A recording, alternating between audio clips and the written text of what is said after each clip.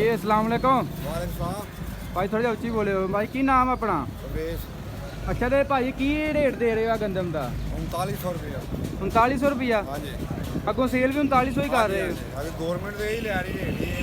अच्छा तो जिमीदार किस रेट से तुहानू दे के जा रहे हैं? ऐसी बेचनी होती जिमीदार दी कर। अच्छा अच्छा अच्छा, मतलब विच मुनाफा वगैरह नहीं तुसीं लेंदे? हाँ नहीं असं लेंदे।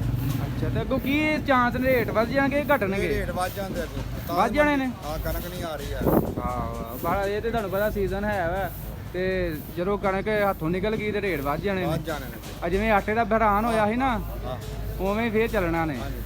चलो जी अल्लाह पा खैर करे, यही रेट चलो मुस्तहकम रहन। अभी तो कहते तो घट जावे। रेट घटना चाहिए। हाँ जी, गरीब आदमी भी खावे।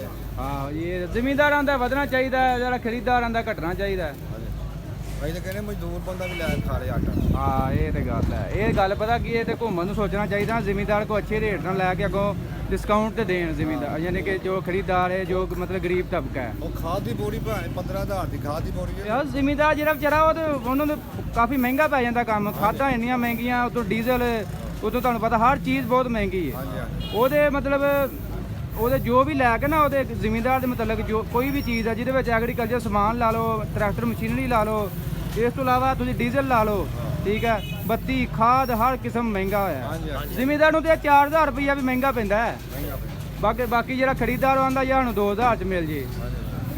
ਬਾਕੀ ਚਲੋ ਜੀ ਅੱਲਾ ਪਾ ਖੈਰ ਕਰੇ। ਮੈਂ ਤੇ ਆਨਾ ਭਾਈ ਰੇਟ ਮੁਸਤਹਕਮ ਹੀ ਰਹਿਣ। ਇਹ ਜਦੋਂ ਜ਼ਿਮੀਂਦਾਰ ਦੇ ਹੱਥ ਚੋਂ ਨਿਕਲ ਜਾਣੀ ਨਾ ਕਣਕ, ਇਹਦਾ ਰੇਟ 6000 ਥੱਲੇ ਨਹੀਂ ਮਿਲਣੀ ਤੁਹਾਨੂੰ। नहीं मिलना ਇਹ ਚੱਲਣਾ ਤੇਲ ਸਰਕਲ।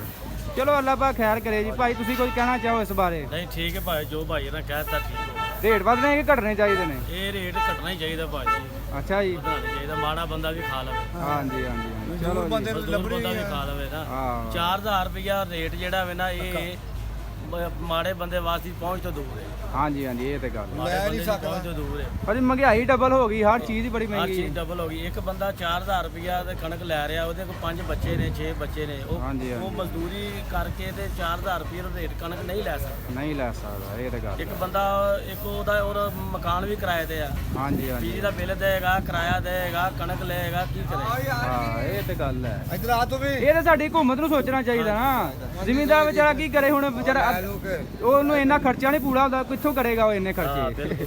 ਇਹ ਤੇ ਹਕੂਮਤ ਨੂੰ ਸੋਚਣਾ ਚਾਹੀਦਾ ਨਾ, ਜਿਹੜੇ ਗਰੀਬ ਆਵਾਮ ਉਹਨਾਂ ਨੂੰ ਥੋੜਾ ਜਿਹਾ ਰਿਲੀਫ ਦੇ ਕੇ ਨਾ ਤੇ ਸਸਤੀ ਕਣਕ ਦੇ। ਕੀ ਕਰੇ? ਹਾਂਜੀ ਗਰੀਬਾਂ ਨਾਲ ਪਿਆਰ ਕਰਨਾ। ਆ ਦੇਖੋ ਤੁਹਾਡੇ ਭੇਜੀ ਜਾਂਦੇ ਸਹੂਲਤਾਂ ਕੋਈ ਨਾ ਤੁਹਾਡੀ ਖੈਰ ਕਰੇ। ਸਰ ਮਿਹਰਬਾਨੀ। ਆ ਨਵਾਜ਼ ਸ਼ਰੀਫ ਵਾਲਾ ਹੱਥ ਜੋੜ ਕੇ ਕਹੋ ਭਾਈ ਤੇਰੀ ਮਿਹਰਬਾਨੀ ਸਾਡੇ ਤੇ ਰਹਿਮ ਕਰ। ਮਿਹਰਬਾਨੀ ਹੈ ਸਰ, ਬਹੁਤ ਮੇਰੇ ਲੈ ਅੱਲਾ ਤੇਰੀ ਖੈਰ ਕਰੇ ਯਾਰ। ਹਾਂ ਬੰਦਾ ਕਰਦੇ ਕੰਮ। ਅਰੇ ਚਲੋ ਜੀ ਬਾਬਾ ਸਾਹਿਬ ਖੈਰ, ਕੀ ਪਤਾ ਤੁਹਾਡੀ ਕੋਈ ਸੁਣ ਲੇ, ਠੀਕ ਹੈ ਨਾ। ਤੂੰ ਕਦੀ ਪੂਰਾ ਹੁੰਦਾ ਤੇਰਾ ਪੁੱਤ, 2 ਪੁੱਤ 3 ਪੁੱਤਰ ਫੌਤ ਹੋ ਗਏ ਨੇ ਮੇਰੇ। ਅੱਛਾ ਅੱਛਾ ਅੱਛਾ ਮੈਂ ਕਿੱਥੋਂ ਗੁਜ਼ਾਰਾ ਕਰਾਂ? ਗਰੀਬ ਆਦਮੀ, ਸ਼ਫੀ ਮੇਰਾ ਨਾਮ ਹੈ ਮੱਛੀ ਅੱਛਾ ਅੱਛਾ ਹੈ। 3 ਬੱਚੇ ਮੇਰੇ ਫੌਤ ਹੋ ਗਏ ਨੇ, ਜਿਹਦਾ ਅੱਜ ਖਤਮ ਹੈ ਬੇਟਾ। ਹਾਂ ਬਾਕੀ ਜੀ ਗੱਲ ਪਤਾ ਕਿ ਬਹੁਤ ਅੱਜ ਕੱਲ੍ਹ ਹਾਲਾਤ ਬਹੁਤ ਖਰਾਬ ਹੈ ਪਾਕਿਸਤਾਨ ਦੇ। ਇਹਦਾ ਕੋਈ ਅੱਲਾ ਹੀ ਆ, ਕੋਈ ਮਤਲਬ ਕੋਈ ਵਸੀਲਾ ਲੈ ਆਏ। ਬਾਕੀ ਹਾਲਾਤ ਬਹੁਤ ਅੱਜ ਤੁਹਾਡੀ ਕੱਲ੍ਹ ਦੁਆ ਖਰਾਬ ਪੁੱਤ। ਹਾਂਜੀ ਹਾਂਜੀ। ਅੱਲਾ ਮੇਰੀ ਖੈਰ ਕਰੇ। ਇਹ ਵੀ ਕੌਣ